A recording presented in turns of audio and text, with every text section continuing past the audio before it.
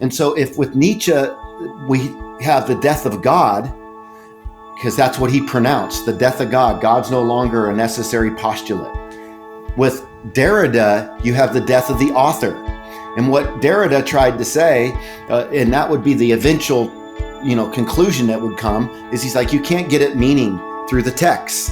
And so when you read the Bible, when you read history, you can't ever get at the original meaning, because every author has been influenced by previous authors, and every author set in the context. And he's just saying you could never get at truth. And so basically, he would deny truth, deny power, deny the author, because if the author could determine meaning, then the author had authority over you.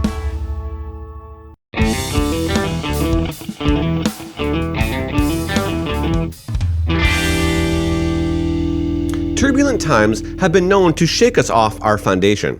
Answering some key questions we believe will help keep our faith centered on Christ. In this episode of Christianity Still Makes Sense, we will look at the most significant issues going on in our world today and answer questions like, what are some of the key philosophies at play? How should we respond as believers? And what advice would Bobby offer to pastors leading at this time? Welcome to the show that loves doubters. Here in Christianity Still Makes Sense, we are answering questions that can cause us to doubt or deconstruct our Christian faith. If you have doubts, you are welcome here. Dr. Bobby Conway is a near apostate, now pastor and apologist, and he knows how you feel and will offer hope in a time of doubt. Well, Bobby, it is no secret that times are turbulent. So what's the big picture of issues that we are up against right now? Yeah, that is almost an understatement, isn't it, Tim? Yeah. And when we think about what's going on, we can feel the seismic cultural quake beneath our very feet. What's going on? Well, let's think about it. On the home front here in America, we are experiencing a moral revolution of epic proportions. We've seen it take place in both the culture and the church. In the culture, we've got a complete tearing down of things. Just go back to Obergefell in 2015, where the long-held tradition of marriage between a man and woman lost its grip, as the definition widened to include men marrying men and women marrying women. Adding to this explosion of once held beliefs, we've had a trans-sensational outbreak where we're losing the definition of gender altogether. We've went from believing in a gender binary of two genders, namely male and female, to now over 100 and counting. Come up with your own today and you can be added to the list. Women have felt this impact keenly as many nationally recognized sports stars have lost their crown to trans women. We've experienced national outrage, Tim, and riots with Black Lives Matter and the defund the police movement. Think 2020 with the death of George Floyd. On top of this, we experienced over 2 years of COVID-19 hype that, yes, sadly took the lives of many, while the government saw it as an opportunity for a power play of Orwellian force. We saw a breakout on January 6th of rioters storm the Capitol after the defeat of President Trump. On the world scene, it's been chaotic, right? Expanding out beyond just our culture, with Russia invading Ukraine, and now with Hamas there on the Gaza Strip, these terrorists getting past the border to murder over 1,300 Israelis. And now on our home front, we're seeing just how divided we are as rioters have busted out on college campuses across the country. So the issues are replete. And then you add in the border crisis, whereby other terrorists may have been astonishingly let in, totally unvetted. So what's happening? Well, as mentioned, this is a moral revolution that is tearing down our society. The sexual spirit of Jezebel, with their lust for sexual pleasure, has inundated our country. And now we sit on the verge wondering, is World War III about to break out?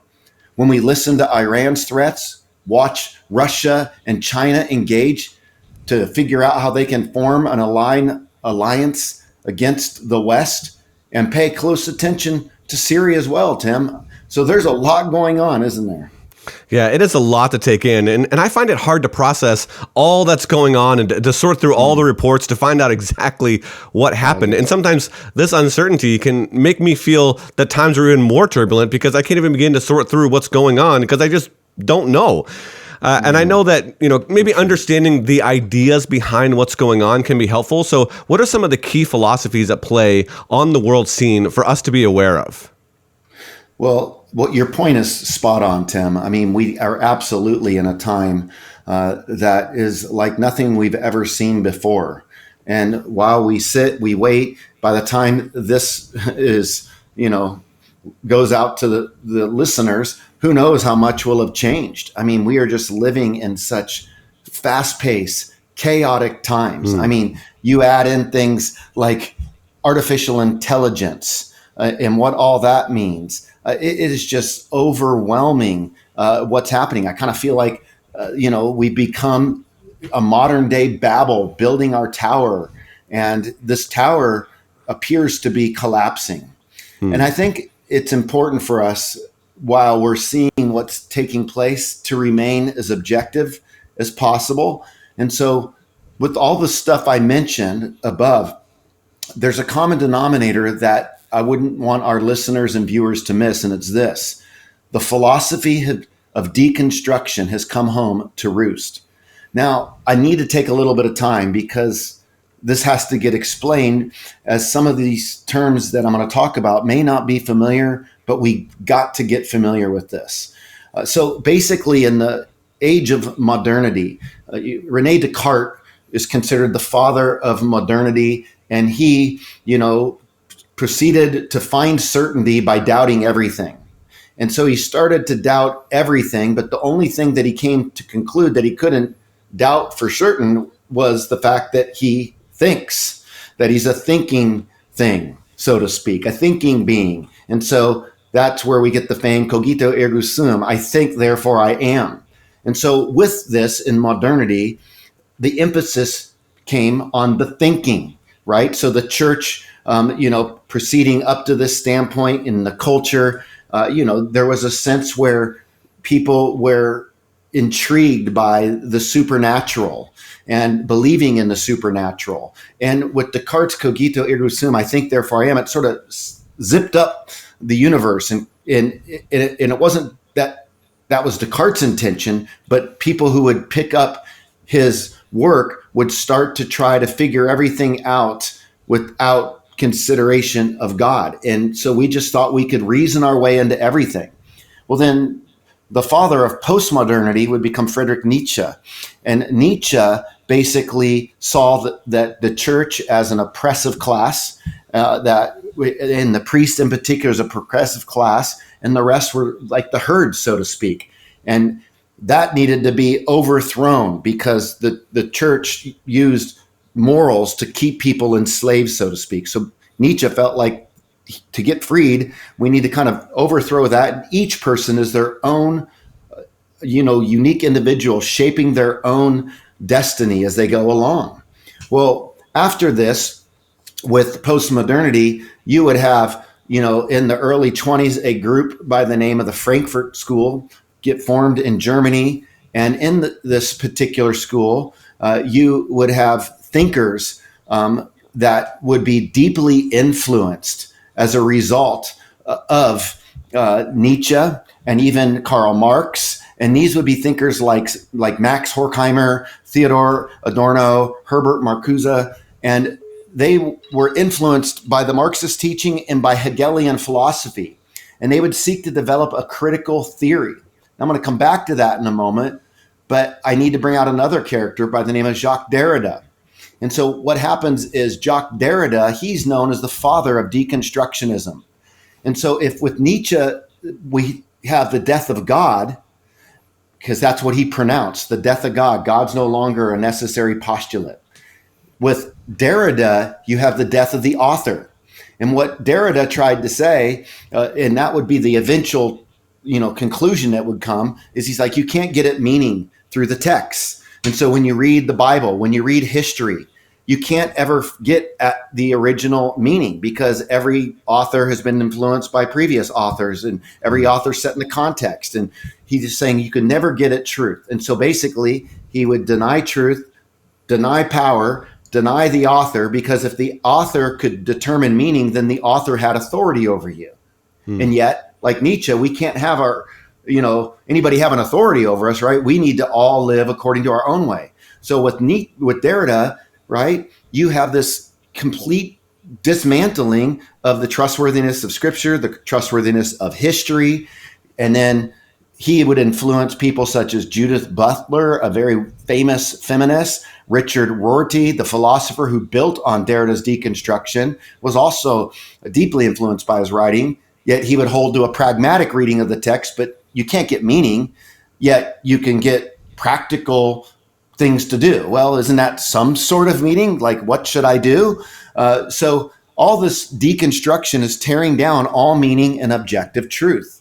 And so here's where we are then. You've got deconstruction, postmodern philosophy, coupled with Marxist philosophy. And the school of critical theory has picked all this stuff up. And under the umbrella of critical social theory, you have different types of critical theory, like, queer theory, which topples gender roles, or the gay rights movement, which overthrows the traditional family, or radical feminists that topple men, accusing them of toxicity, or critical race theory that seeks to crush the white power structure. Marxists attempt to crush capitalism, and the new atheists have sought to overthrow religion. So when people say, we don't need to know philosophy, my reply is, yeah. And when we don't, this is what we get, a complete worldview that's overthrowing everything before our very eyes. So we must have our eyes open so we can know what's happening. You can't know what deconstruction is if you don't know what deconstruction is. And many of the politicians had no idea what they were doing when they passed some of the laws they passed. They just wanted votes. And so here we are, divided. And if this project continues, we won't be left with the pretty picture. Now, let me say this, Tim. Deconstruction is not critical theory in full, but critical theory leverages deconstruction from that of Derrida, as well as Marxist principles to perform its task. Because on deconstructionism, that's just pure relativism. So the critical theorists, in order for their theory to work, they needed to partner with another worldview. And so they partnered with Marxists, with the bourgeoisie and the proletariat, where you kind of see that overthrow. And so in that partnership, they found a way to carry on basically the deconstruction that you can see with Derrida, and also by leveraging the Marxist principles. Now people are looking through a hermeneutical grid to interpret any area in culture where they can find the oppressor oppressed, and they seek to topple it and overthrow it. Well, that's really helpful. And it seems clear that deconstructionism has its tentacles in our world, and it can be concerning, no doubt. So maybe just define for us how can we refute deconstructionism? Sure. And as I've even just laid out, Tim, I mean, many areas that are being toppled over, like, you got toxic masculinity proclaimed, right? And with the replacement of toxic femininity, you've got, the white power structure being overthrown. You've got even the lens right now of the riots on campus is because they see Israel as the oppressor and the Palestinians as the oppressed. And if people don't see that that's the grid that's happening, they're going to be confused by what's going on. So this is taken hold in a big time way. I would say first, Tim, if we're going to refute deconstructionism, we need to know what it is. As I mentioned, you can't confront something if you don't know what it is. So we have to first take our time to learn what it is. Second, we need to realize the bankruptcy of this worldview. To say there is no truth is an objective truth claim. Think about it and consider the irony. While Derrida would contend you can't know the meaning of a text, isn't it ironic that he seemingly expects his followers or readers to understand the meaning of his text? And so it's self-refuting. Yeah. Third, we need to know what truth is. Truth is that which corresponds to reality. So, for example, Bobby Conway is doing this interview with Tim Hull. Does that correspond to reality? Is Bobby Conway doing this interview with Tim Hull? Well, yes. Yes. Bobby Conway is doing this interview with Bono. Well, I can say that statement, and that might be fun to be doing this interview with Bono, but I'm not doing this interview with Bono. That statement, I'm doing this interview with Bono, doesn't correspond to reality. And so truth is that which corresponds to reality. Fourth, I would say, is we need to be aware of the buzzwords and how they're being used, such as intersectionality, woke, systemic racism, social justice, microaggressions, inequity, unconscious bias, colonialism, white privilege, supremacy, terms like that. We need to become very aware of these buzzwords that are very popular amongst social critical theorists.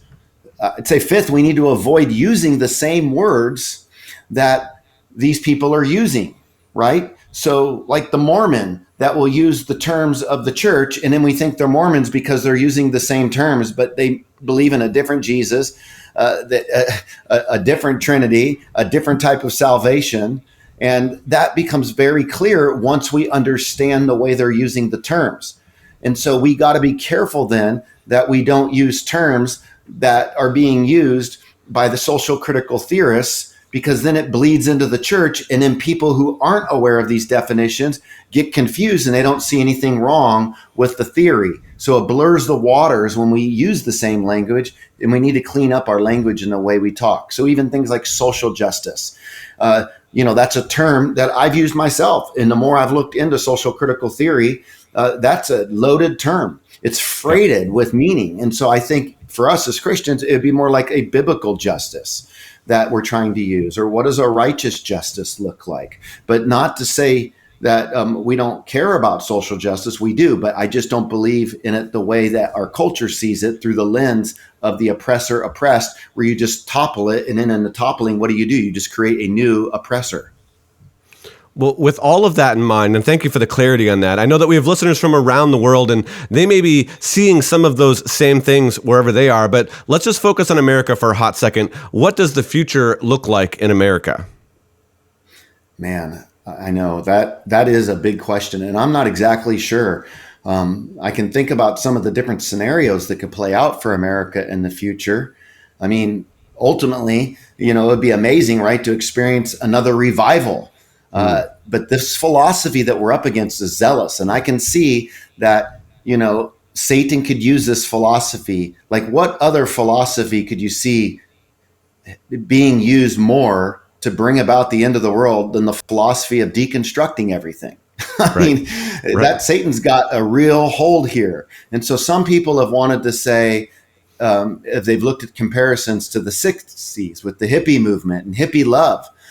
But I would say, it would be great, and I wouldn't put this past God that he can do this. But the hippies were already into love, and the culture, by and large, shared the values of the church. And so the hippies were feeling guilty about all their sexual love, and they were ready when they went to church to be convicted. We live in a culture that is basically legalized the things that we say Jesus died for. And so people are like, what sin? What are you talking about? We're free. We don't need to be saved. You need to be saved. You've put us in bondage. So I don't think we can make a real clear correlation between the 60s of the hippie love movement with this ferocious, vengeful, it is angry, this emerging movement of deconstruction. And so when we talk about the gospel in the 60s and the hippies, they're like, man, oh, wait, Jesus is the perfect picture of love. And, oh, wait, he loves me in spite of all my sin. Today, you're dealing with a different monster altogether. You're talking about something that has very, very sharp teeth, something that hates the church and sees the church as an oppressor, sees the fact that we would say to people, you need to be saved, as insulting if they bought into this. And so we have to really be aware of this, because it's going to require a different strategy for doing evangelism. And so this is the kind of culture that we're living in. And I think it's possible that it's Satan's last attempt to destroy culture. So you've got revival we can hope for. But I said, man, we really got to see God move there. I also think that, this could clean up our culture potentially, because we're seeing some of the zealots on the far progressive left, where even in the Democratic Party, they're waking up to this. And so hopefully we don't end up in another world war called World War III, but it could be the signs of the end of the age. Let's pay attention to Russia, China, Iran, and see what begins to transpire.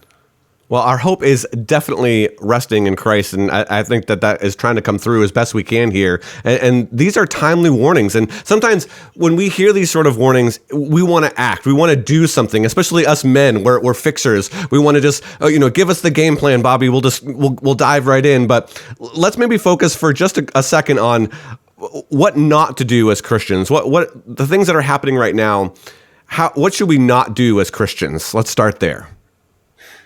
I would say, and what I'm really trying to stress big time is we can't remain ignorant. The Bible says that we're to take every thought captive, right? And so we have to be careful to not remain ignorant. We need to wise up. Some people go, oh man, this is just a lot. I don't really want to think.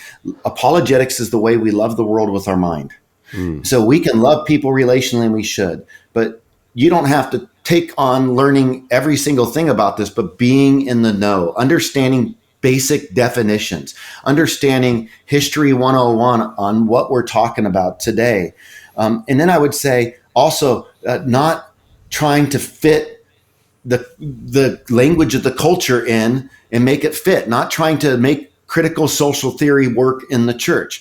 This is a theory that's going to continue to destruct things. And we got to be careful that we're very clear that we do not ascribe to these critical theories that are toppling our very culture before our eyes. We need to make sure we do not hold to that. And so I think church leaders need to be in the know on this stuff. And sadly, many church leaders have went the way of culture, trying to placate it. And I really feel like this is not the time for a candy-coated Christianity. The gospel is not palatable for everybody. Jesus calls us to carry a cross, and we really do need to get out of ignorance. And because what is deception? It's to be in the dark. It's to be ignorant. And so the problem of being deceived is you don't know you're deceived. So we need to get undeceived by exposing ourselves to the truth. Okay, now let's jump to how we should respond as believers. Yeah, I would just say, as challenging as these times are in, it's easy to get fearful and overcome with anxiety. I have felt this. I felt this a lot. In fact, I spent my quiet time this morning just focusing on what does it mean to trust the Lord. Yesterday, but spent focused on how do I deal with not feeling anxious. The world's changing, and we're having an emotional shift and a mental shift that we have to go through so that we can accept reality. And so just a few verses, I would say is we got to keep our trust in the Lord. Psalm 118:8 says it is better to take refuge in the Lord than to trust in humans. And so that's what we should do. Jeremiah 17:7 says, blessed is the one who trusts in the Lord, whose confidence is in him. Psalm 112:7 says, he is not afraid of bad news. His heart is firm, trusting in the Lord. That's what we need to do, Tim. We need to trust. Well, those are great reminders, and those verses are awesome. I spent some time recently just praying through those verses over and over again. I wanted my trust to be in the Lord and to block out all of the issues of the day for just a few minutes. Now, in our remaining time, let's turn to some church leaders. What advice would you offer pastors leading at this time? Remember why you got into the ministry to begin with. God did not call us to customize the gospel as we got more experienced. He's called us to present the old-fashioned gospel. Now, we can contextualize that. We are to speak that in love, but we need to make sure that we do not look at ourselves as we have the right to go and water down the very sin that Jesus had to die for. And so we got to get back to the gospel in the church. We need to make sure that we have a boot camp mentality. We're living in a time where spiritual warfare is going on all around us. I believe there's a lot of, battle in the unseen realm. We have physical warfare going on.